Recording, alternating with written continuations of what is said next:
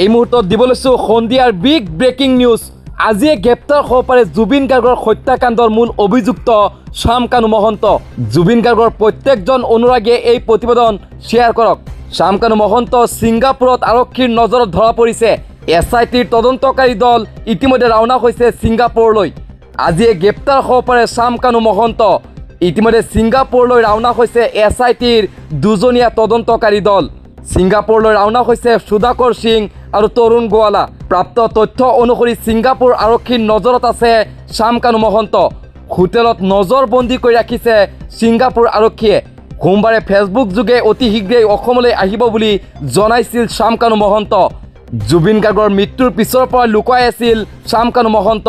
শ্যামকানু মহন্তক 6 অক্টোবৰৰ সময়সীমা বান্ধি দিছিল CIDৰ SITয়ে। ইতিমধ্যে শ্যামকানু মহন্তৰ সকলো বেংকৰ একাউণ্ট ফ্ৰিজ কৰিছে SITয়ে। আনফালে মুখ্যমন্ত্ৰীয়ে ছিংগাপুৰত গৈ হ'লেও শ্যামকানুক গ্ৰেপ্তাৰ কৰাৰ হুংকাৰ প্ৰদান কৰিছে।